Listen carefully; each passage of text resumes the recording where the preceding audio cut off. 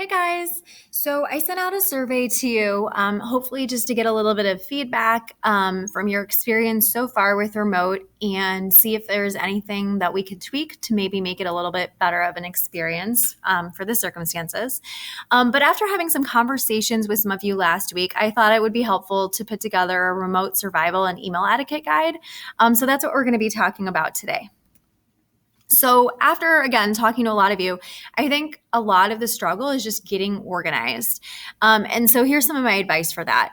The first thing is I would try to keep a normal schedule. So, it's nice that you're remote and you don't maybe have to get up quite as early as you normally would, but really try to stay in that 8 to 3 time range because a lot of you that are sleeping in or going to bed really late, it's really throwing off your game and your schedule, and it's hard to stay organized when the in-person learners are in a totally different place than you, or you're not giving yourself enough time. In addition to that, I've also talked to some of you that are working during the school day. So I want you to pretend that your remote school day is the same as it would be if you were in person. So if you were in person, you would never, allow your manager to schedule you a shift, from 8 to 3. So remote learning needs to be the same way, just as though, if you were in person, you wouldn't be working, during the day. Remote's the same thing. So if you, need to communicate with your manager or your boss, let them know you're still available on, weekends and weeknights, but that 8 to 3 really needs to be your school time, and your teachers are expecting that 8 to 3 is your school time. Another struggle that I'm hearing from you is just getting used to block schedule. I think it's really hard to keep on the A day, B day track if you're not here. So I attached a schedule for you guys of the whole calendar year for the A day, B day, so that you can make sure that you're keeping up with where we're at. So every day when you're checking in, you want to make sure to know if it's an A day or B day, because if it's an A day, you're wanting to check into those classes. And if it's a B day, you're going to want to check into those classes. So the idea is not that you're checking every class every day, but that you're keeping up with what the in-person learners would be doing. Another thing that I'm hearing is just overall struggle, keeping track of all your assignments. I highly recommend that you physically write out your day and your assignments so you can visualize what you have due. So again, I attached something for you to help with that. And you can use mine or you can make your own. But I think just writing down, not specific directions, but just a title of the assignments or tests or quizzes that you have that day will be really helpful to you. And then as you do them, you can cross them off and know that you're done. Google Classroom is great for pushing out information and for turning in work, but it's really not great for organizing what you have to do, especially since every class is in its own classroom. So I really recommend writing things out. I also recommend keeping up the best that you can, but knowing when it's time to move on. So some of you are doing a great job of keeping on track and turning things in on time, and some of you are really struggling with that. You might be several weeks behind or, a week behind. So I think, the best thing to do at this point is to look at where your class is now and try to keep up with them and stay on track. You don't want to be pivoting back to 2 weeks ago, 3 weeks ago, begging your teachers to get late credit or partial credit. The answer is probably going to be no. And even if it isn't, you're putting yourself further behind. So sometimes you just have to let go. And that's kind of hard sometimes. Nobody wants a 0 for an assignment. But if your teacher's policy is no late work and you're several weeks behind, then, they're probably not going to take it anyway. So in which case you're putting yourself more behind. So try to pick up, if you feel really behind, try to pick up with where you are right now and just keep moving forward. And then lastly, communicating. So reaching out appropriately and being really specific.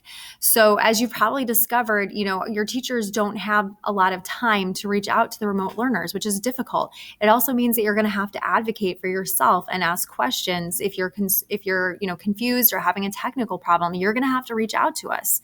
So let's take a look at how to do that properly. Here is just a picture of the daily planner that I attached for you. But let's talk about emails and communication. So email etiquette is a code of conduct when sending an email. It's very different from a text message. It's much more formal. If I'm talking to a friend, I'll probably send a text message. But if I'm talking to a teacher or a coworker or my boss or someone that I'm asking a favor for, I'm probably going to send them an email. So I want to make sure that my email is appropriate. It really helps to clearly communicate your message so that you get a clear response. So you want to be very specific and detailed when asking for help. And you can really influence how your message is received. If you're really polite and you're specific, that helps your teacher or whoever you're emailing get back to you quickly. And also, if you're polite to them, they're going to receive that a little bit better than if you're rude, or even if you're unintentionally rude, but you're not using proper etiquette. So let's talk about what that looks like. If you're using good manners, it can really mean the difference between success and failure, or even just failure to get the information that you need. Okay, so here is an example email. So first of all, we want to have an appropriate subject. So I have titled this "What I Need" from Mr. Geeney. Mr. Geeney is my boss. So when I greet him, I'm going to greet him as Mr. Geeney. I'm not just going to start my message without addressing him. So I could say Mr. Geeney, I could say hi, I could say hello, but I'm not just going to jump right into what I need. I'm going to address him first. So think about the relationship that you have with the person and then greet them appropriately. For most of your teachers, that's going to be, hi, Mrs. Bandy, or hello, Mrs. Bandy, hey, Mrs. Bandy, or even just Mrs. Bandy would be fine. In your message, you want to try to be specific about what you need, and let me know what it is that you need from me so I can get back to you quickly and efficiently. So for example, I seem to have lost my remote learner list. Would you please send it to me? That's very specific. He knows what I need. If I sent him a message that just said, I'm confused, or I'm lost, or I don't know what I'm doing, he has no idea what I'm confused or lost about. I have to be really specific about what I need. So for example, I am struggling with my focal point assignment. I don't know how many photographs to take. Could you please let me know? Very specific. I now know exactly what you need. Or even, Mrs. Bandy, I see that I have a 0 for the focal point assignment. I was pretty sure that I turned that in on time. Would you mind double checking on that? Again, I know exactly what you need, and it was very polite. It was respectful and it was polite. And now I'm happy to go back and look for you. So try to be specific, but also try to be polite and thank the recipient for their time. You are reaching out and taking a little bit of their time, and you want them to stop and use their time to respond to you. So it's always appropriate to say, thank you for your time. I appreciate your time. Thank you. Thanks. You have some kind of closing signature. So we never want to have just a message without a greeting or a closing signature. You should always end it. And in this case, I know Mr. Greeny, so it's fine for me to say thank you and then just put my name. If I didn't know him, I would probably say thank you, Amanda Bandy. So here's his response. Again, he has an appropriate greeting. We have the same subject line because it's still about the same thing. And he's giving me specific helpful information. I've included a link for the list as a Google Sheet from my Drive. You should have the appropriate share permissions. If you are unable to access it, please let me know. So he's giving me my information, but he's also letting me know that he's available if I need more help. Then again, he's giving me a closing signature. So he's saying thank you. And then his first name, because again, we know each other. If we didn't, he would probably say Alan Geeney.